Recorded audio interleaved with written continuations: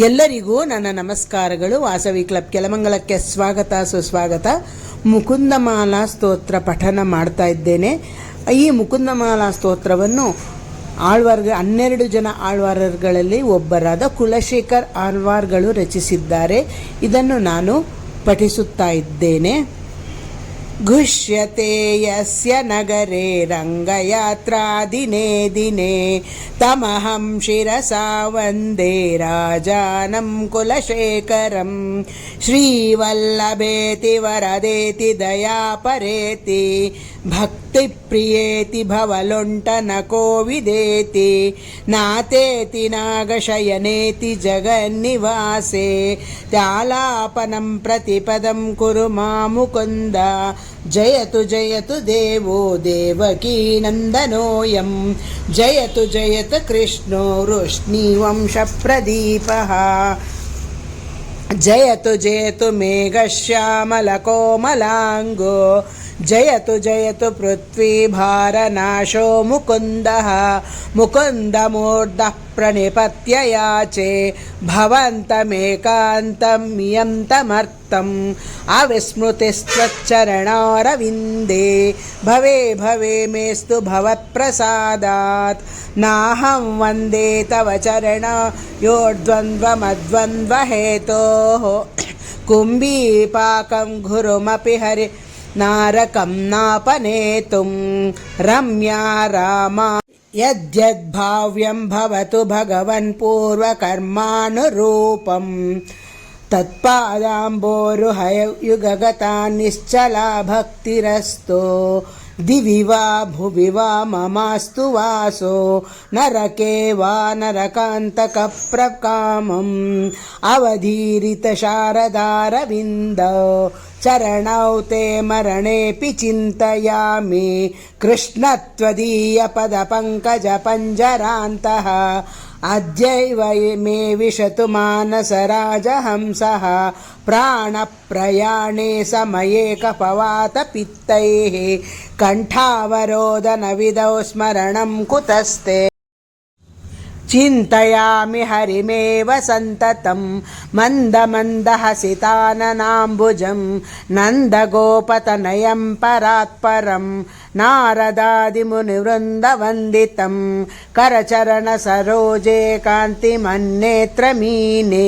श्रममुषिभुजवीची व्याकुले गादमार्गे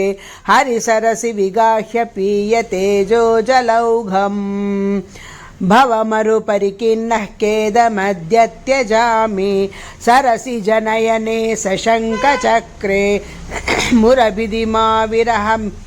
मुरभिधिमाविरमेह चित्तरन्तं सुखतरमपरं न जातु जाने हरिचरणस्मरणामृतेन तुल्यं माभिर्मन्दमनो विचिन्त्य बहुधा यामिश्चिरं यातना नामिन्यप्रभवन्ति पापरिपवः स्वामी ननु श्रीधरः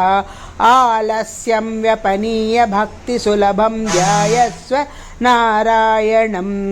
लोकस्य व्यसनापनोदनकरो दासस्य किं न क्षमः भवजलधिगतानां द्वन्द्ववाताहतानां सुतदुहितृकलत्रत्राणभारर्दितानां विषमविषयतो ये मज्जतामप्लवानां भवतु शरणमेको विष्णुपोतो नराणां भवजलधिमगाधं दुस्तरं निस्तरेयं कथमहमिति चेतो मस्मगाकातरत्वं सरसिजदृशी देवे तावकी भक्तिरेकः नरकभिधिनिषण्णा तारयिष्यत्यवश्यम् कृष्णातो ये मदनपवनोद्धूतमोहो मिमाले दारावर्ते तनयसहजग्राहसङ्गाकुले च संसाराख्ये महति जलदौ मज्जतां न स्त्रिधामन् पादाम्बोजे वरद भवतो भक्तिनामं प्रयच्छ माद्राक्षं क्षीणपुण्यं क्षणमपि भवतो भक्तिहीनान् पदाब्जे आश्रौषं श्राव्य बन्धं तव चरितमपास्यान्यदाख्यान जातं मा स्मार्षं माधव त्वामपि भुवनपते चेतसापाह्नुवानान् मा भूवान् त्वत्सपर्याव्यति कररहितो जन्म जन्मान्तरेऽपि जिह्वे कीर्तय केशवं मुररिपुं चेतो भज श्रीधरं पाणिद्वन्द्वसमर्चयाच्युतकथाः श्रोत्रद्वया त्वं शृणो कृष्णं लोकयलोचनद्वय हरेर्गच्छाङ्घ्रियुग्मालयं जिघ्रघ्राणमुकुन्दपादतुलसी मूर्धन्नमादोक्षजं हे लोकाशृणुत प्रसूतिमरणव्याधे चिकित्सामीमां योगज्ञाः समुदाहरन्ति मुनयो याम्याज्ञवल्क्यादयः अन्तर्ज्योतिरमेवमेकममृतं कृष्णाख्यमापीयताम् तत्पीतं परमौषधं वितनुते निर्वाणमात्यन्तिकं हे मर्त्याः परमं हितं शृणुतवो वक्ष्यामि संक्षेपतः संसारार्णवमापदुर्मि बहुलं सम्युक् प्रविश्य स्थिताः नानाज्ञानमपास्य चेतसि नमो नारायणायेत्यमुं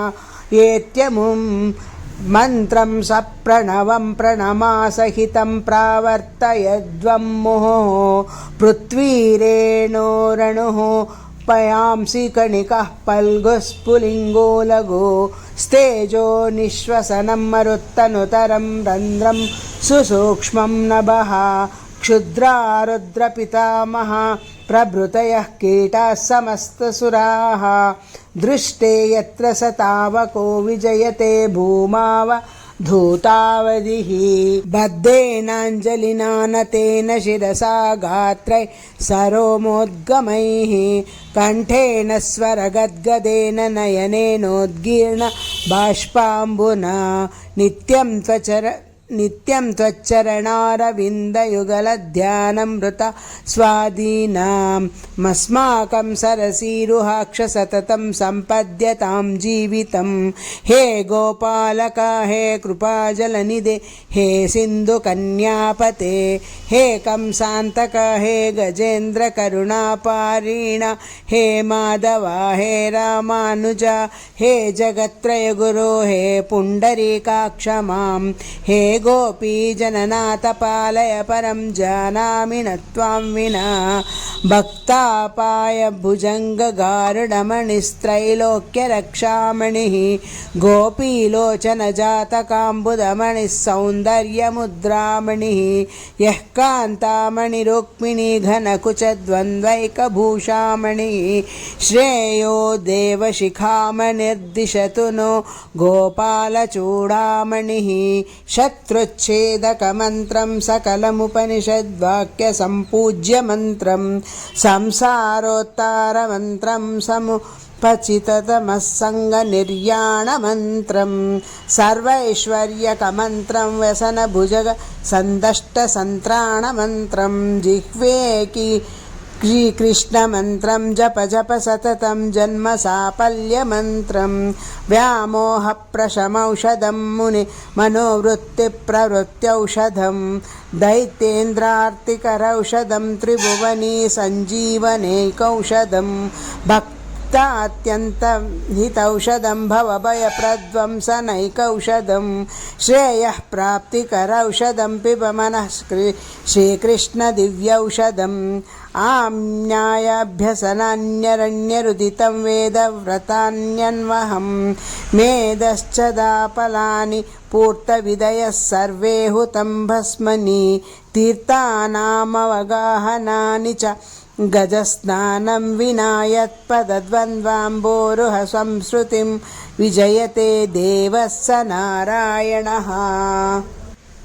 श्रीमन्नाम प्रोच्य नारायणाख्यं केन प्रापुर्वाञ्छितं पापिनोऽपि हा नः पूर्वं वाक्प्रवृत्ता न तस्मिन् तेन प्राप्तं गर्भवासादिदुःखं मज्जन्मनः फलमिदं मधुकैटभारे मत्प्रार्थनीयमधुनग्रह एष एव त्वद्भृत्यभृत्यपरिचारकभृत्यभृत्यस्य भृत्य इति मां स्मर लोकनाथ नाते स्वस्य पुरुषोत्तमे त्रिजगतामेकाधिपे चेतसा सेव्ये पदस्य दातरि सुरे नारायणे तिष्ठते यं कञ्चित् पुरुषाधमं कतिपयग्रामेशमल्पार्तदं सेवायै मृगयामहे नरमहो मूढावराकावयं मदनपरिहरस्थितं मदीये मनसि मुकुन्दपादारविन्ददां हरनयनकृशानुना कृशोऽसि स्मरसि न